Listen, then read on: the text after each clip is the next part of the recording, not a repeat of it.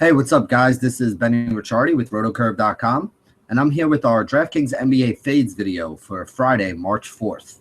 The idea of the Fades video is to talk about some guys who we think are going to be pretty highly owned, but who we don't think have a very good chance of giving you the upside performance that you want to help you win a tournament. Now, remember, when we talk about fades, we're not talking about cash games here. We're talking about our GPP rosters. You never want to fade anybody in a cash game. If you think somebody's a solid play, that's when you usually roll out there.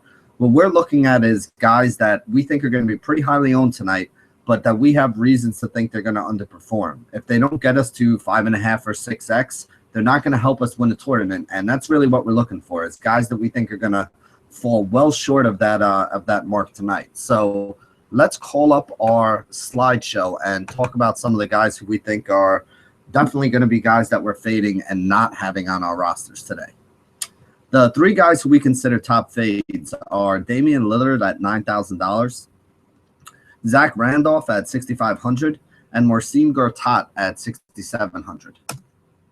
The first guy I want to talk about is Damian Lillard. He's an underdog in a game with a 207 total versus Toronto. I think it's a 7-point spread on this game. So Toronto is favored to win this game like 107 to 100. Toronto plays at a slower pace and is a very good defensive team. So it's not really the easiest spot for Lillard. It's not really what we're looking for. We usually want to see games where somebody's paced up and is going up against a bad defensive team. So this is basically the complete opposite. Kyle Lowry is a tough matchup for any point guard. He's a very good defensive player. He's a hard-nosed guy. So he's not going to make it easy for Lillard to have a big upside game here. We actually haven't seen a big upside game out of him. We haven't even seen good value out of him, as he hasn't reached 5x in his last 7 games at this point. In a slow-paced matchup against Kyle Lowry, I don't think it's the right spot for him to get back on track. He is taking a little bit of a price dip after coming up with only 32 fantasy points in his last game. His price has dropped from 95 down to 9,000. But even at 9,000, you still need about 45 fantasy points for a floor and 51 for him to get you to, the GPP ceiling that we're really looking at. And I just don't see him getting up there today when, 32 to 44 fantasy points has really kind of been what he's been giving us over his last couple of games.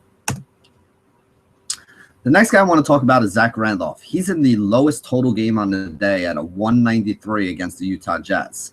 Now, Utah does play slow, and they do have a tremendous interior defense. So this is an absolutely horrible spot to, be going out there and trying to target Zebo in.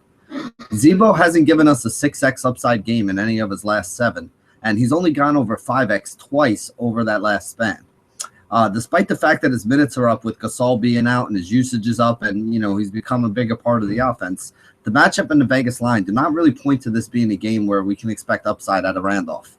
He's been giving you somewhere in the range of 32 to 35 fantasy points, and in order for him to give you that 6x upside, he's going to need to get you 39 fantasy points, and I don't see him doing it in the low total game against a good defensive Utah team, with matchups against the Twin Towers of Favors and Gobert. The last guy we're going to talk about is going to be Marcin Gortat. 207 total in that game versus the Cleveland Cavaliers, and his Washington team is a 7-point underdog. The Cavs have one of the stingiest defenses in the league against center position, so it's definitely not a great spot for Gortat just based off of that. He's also been pretty erratic with his production lately. 18 fantasy points in the last game, had a huge 57 the game before that, and then games of 30, 31, and 20 round out his last 5. Only one of those games did he have over 4.6x value, so I just don't see the upside of using Gortat at 6,700. He's losing minutes to Nene now at center. They're trying to find some minutes to Nene, so Nene's been getting minutes at center now that they have Markieff Morris in there taking the minutes that Nene used to have at the power forward spot. We've been seeing a few less minutes per game out of Gortat, and his price hasn't adjusted to the downside in order to, accommodate us for that. Yes, he does have the ability every once in a while to put up a big 40, 50-point fantasy game, but if he's going to give us, 18, 30, 31, and 20 in the games that are around that big game, that's only really getting us to like 3 or 4x value and is really not going to be enough to get us anywhere in tournaments or in cash today. So that rounds it out for 3 guys who we're looking at today who we think are guys that we should not be putting on our roster. We don't think these guys have the upside to help you win a tournament, and that's why they're on our top fades video for today. So thank you guys for joining us here at rotocurve.com.